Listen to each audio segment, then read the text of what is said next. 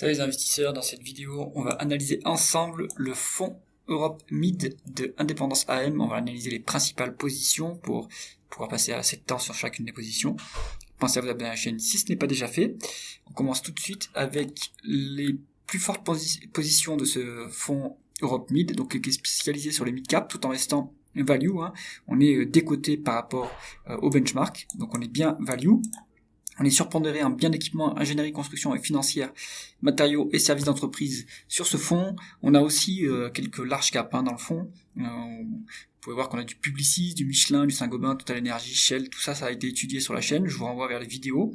Et nous, on va s'intéresser ici aux principales positions du fonds qui sont Dassault Aviation, Danieli, Grupo Catalana Occidente, Vicat, Coface, Acerinox, Webuild, Movi, SBM Offshore et CAF. On va se rendre tout de suite sur Coifin. J'ai préparé une petite watchlist avec les différentes métriques qui nous intéressent pour évaluer les entreprises. On commence par la market cap qu'on a ici, la valeur d'entreprise sur EBITDA et le price earning, le price to free cash flow aussi. Ça permet de comparer toutes les différentes valorisations. Pour aussi avoir une idée pour les sociétés financières, on met le price to book pour voir si on est décoté par rapport au bilan.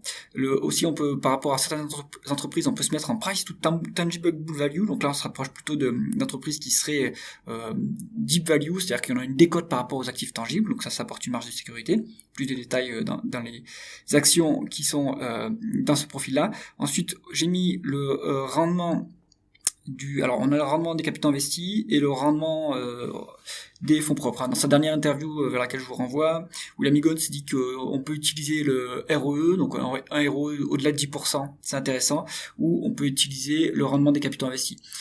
Alors vous allez voir qu'il y a certaines valeurs qui apparaissent ici qui correspondent pas à son critère. Mais en fait, il faut savoir qu'il faut retraiter les données financières qu'on a sur ces screeners. C'est pour ça que quand on fait un screening, il vaut mieux être assez large sur ces critères de recherche pour ensuite retraiter l'info pour voir si ça correspond bien à la réalité. Donc là, il faut aller évidemment lire les rapports financiers. Mais la croissance du chiffre d'affaires, William Higgins dit qu'il faut à minima un chiffre d'affaires en croissance pour l'entreprise que l'on analyse, et l'endettement de l'entreprise. On commence tout de suite avec la première action de cette liste. Donc Dassault Aviation, sur la plus grosse market cap de cette liste, on est sur 25 milliards de dollars US de market cap. Une valorisation qui commence à être tendue pour un fonds value, donc on est à 14 en valeur d'entreprise sur EBITDA et 26 en price earning. Pourquoi est-ce que William Higgins met ça dans son fonds ? Il a dit qu'il vaut mieux être exposé au secteur de la défense, en cas de contexte un peu plus, on va dire, un peu plus volatile en termes de défense et de guerre. Donc il vaut mieux avoir une entreprise du secteur de l'armement. Il avait du Rheinmetall qui a fortement monté, donc il a remplacé ce Rheinmetall plutôt par du Dassault Aviation qui est beaucoup moins cher. On n'est pas vraiment sur le profil des codes sur flux et excellente rentabilité. La rentabilité est bonne, elle est à 11,5, même si c'est pas affiché ici. Quand vous cliquez sur Dassault Aviation, vous avez le détail. On est à 11,5 en termes de rendement des capitaux investis, ce qui est tout à fait bon. Mais en fait, Dassault Aviation, ça décote par rapport à sa participation dans Thales et le cash. Donc, il y a de la marge de sécurité, puis un carnet de commandes en augmentation, la production va augmenter. Donc, Dassault Aviation, c'est toujours une entreprise qui s'analyse, qui se regarde. Maintenant, commence à être un petit peu cher. Ensuite, on a Mowi. Donc là, on est sur de la pisciculture de mémoire, donc tout ce qui est production de poissons. On est sur une market cap c'est une société norvégienne, ou danoise plutôt. On est sur une market cap de 9 milliards et demi de dollars US, valeur d'entreprise sur EBITDA de 9,1, un price earning qui est à 20, un price to free cash flow qui est à 17. Donc là-dessus, on n'est plus trop décoté non plus, selon les critères de William Higgins, parce que lui, il dit qu'à partir d'un PER au-delà de 10, il va falloir commencer à vendre. Donc peut-être qu'il est en train de vendre cette action. En tout cas, en termes de qualité, on est bien sur les critères qu'il annonce. Ça, c'est après la donnée brute, il faut les retraiter, mais on est bien sur le 10 en termes de rendement des capitaux investis, et 12,2 en termes de rendement des fonds propres. Donc pas mal. Il y a de la croissance rythme annualisé sur 5 ans, il y a un petit peu de dette, mais rien de significatif non plus, ça reste soutenable à ce niveau-là. Oui, un dossier qui s'analyse, mais maintenant c'est peut-être un peu tard pour un point de vue strictement value. Grupo Catalana Occidente, donc on est dans le secteur financier, 5 milliards de dollars US de market cap, une valeur d'entreprise sur EBITDA de 10, un price earning de 7,6 et un price to free cash flow de 9. Donc là, c'est une société financière, donc on va plutôt regarder le price earning. Les sociétés financières en Europe sont décotées, donc c'est normal qu'on soit en dessous de 10. Maintenant, est-ce qu'on a un bon rendement des fonds propres sur cette société financière ? On est à 11,8, c'est quand même pas mal. C'est pas si mal que ça. On a une décote en plus sur le bilan de cette entreprise. Maintenant, il faut aller analyser de quoi est constitué ce bilan, quelles sont les participations, qu'est-ce que détient ce groupe, parce que c'est un groupe financier, mais qu'est-ce qu'il fait précisément ? pour moi, je suis à l'écart plutôt de ce secteur-là. C'est pas quelque chose qui rebute William Higgins, qui investit quand même dans les financières. Donc, pour ma part, plutôt à l'écart. SBM Offshore, on est sur un sous-traitant dans les services énergétiques. On est sur 3,8 milliards de dollars US de market cap.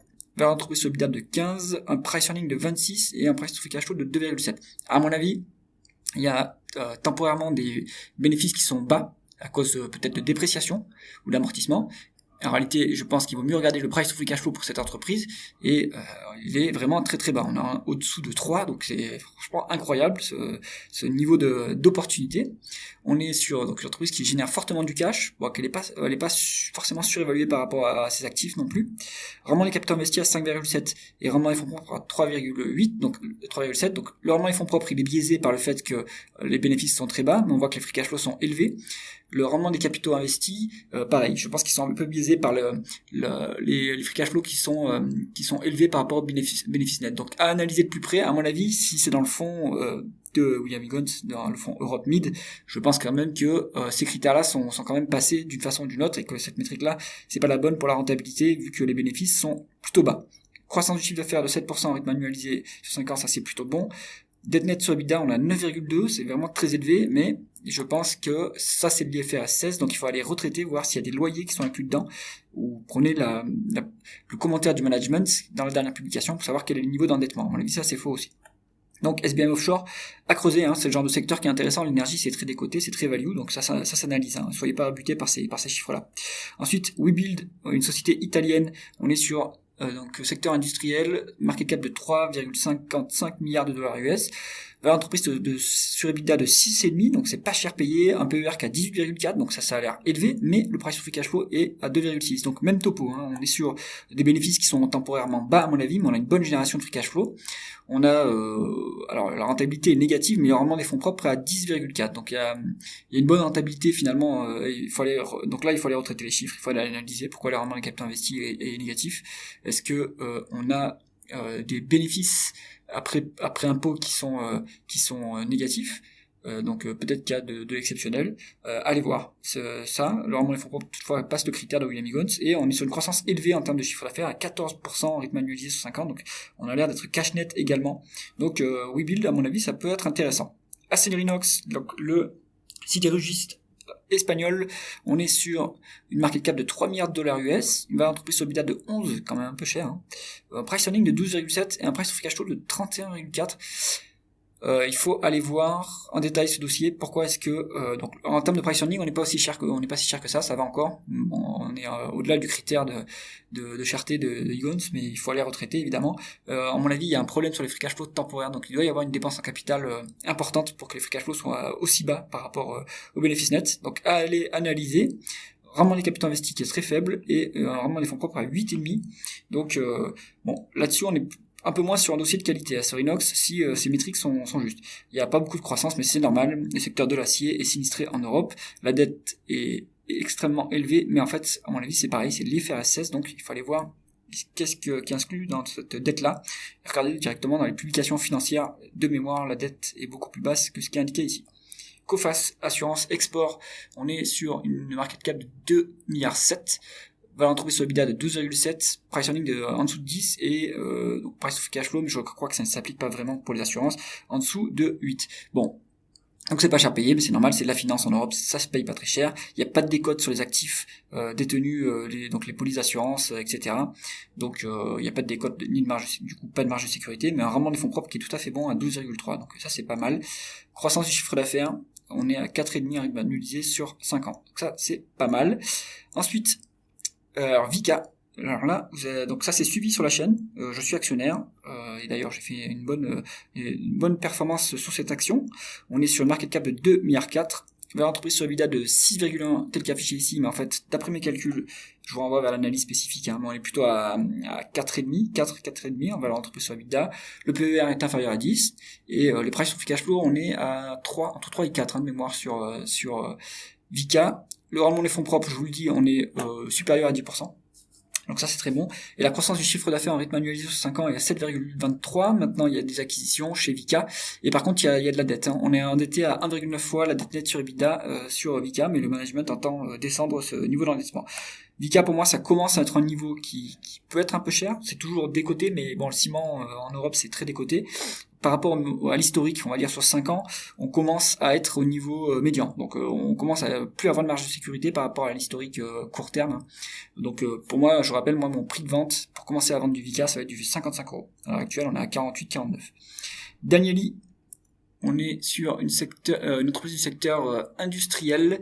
On a une market cap de 2,3 milliards de dollars US. On est sur une valeur d'entreprise sur EBITDA de 0,2. Ça, c'est vraiment très très très bas. Ça, c'est vraiment pas cher. Price earning en dessous de 10 et price to free cash flow à 12. Donc, on respecte les critères value de prix, en tout cas. Price to book et price to tangible book value, on est décoté. On a 20% de décote. Donc, il y a de la marge de sécurité sur cette entreprise. Ils font des usines pour les sidérurgistes. Donc en fait actuellement William Higgins aime bien et ses collaborateurs aiment bien le secteur de l'acier, hein, parce qu'il est en bas de cycle énorme et il n'y a plus qu'un rebond à avoir et ça va bien redécoller. En tout cas, on est sur une rentabilité qui est tout à fait correcte. Alors en termes de rendement des capitaux investis, on a 5,77, c'est 5,8, c'est pas flambant, mais vraiment les fonds propres à 9,5, donc ce qui est pas trop mal. On a une croissance du chiffre d'affaires en rythme annualisé sous 5 ans de 10,3%, ça c'est tout à fait bon. Il n'y a pas de dette d'après Coifin à aller voir, mais je pense que sur leur entreprise, on peut aller voir très rapidement s'il y a de la dette, mais on est cash net, hein, donc c'est bien ce que disait le screener. Ensuite, on est sur CAF, donc ça c'est une entreprise espagnole qui produit des wagons pour les trains en Espagne. On est sur une market cap de 1,4 milliard, une entreprise sur EBITDA de 5,8, un price earning de 13,2, des prices to free cash flow à 13,8. Donc si ces valeurs sont correctes, on est un petit peu cher, hein. Mais en valeur d'entreprise sur EBITDA, on n'est pas si cher que ça. Ce qui veut dire que on a des dépréciations amortissements qui viennent baisser un peu les profits. On a potentiellement aussi une variation du BFR défavorable, hein, qui vient baisser les free cash flow. Donc allez analyser. Mais en valeur d'entreprise sur EBITDA, on est complètement value, hein. On a 6, là c'est vraiment pas mal. On a un rendement des capitaux investis qui est tout à fait bon à 11,8 et un rendement des fonds propres à 12,2. Donc ça c'est très bon, on passe les critères de qualité et une croissance du chiffre d'affaires en rythme annualisé sur 5 ans de 10%, donc c'est quand même pas mal, hein. Et un petit peu de dette, mais rien de significatif. Alors dans ces principales positions, qu'est-ce que moi je retiens? Après, bien sûr, moi je vous donne mon avis sans trop connaître les entreprises, sauf quelques-unes, sans avoir retraité les chiffres, ce qui est important à faire quand même. Je comprendrai sur ce qui est affiché ici, on pourrait prendre. Donc moi j'évite tout ce qui est financier et j'évite cette Grupo Catalana et Cofas, ça j'évite parce que c'est financier. Dassault c'est un peu cher maintenant.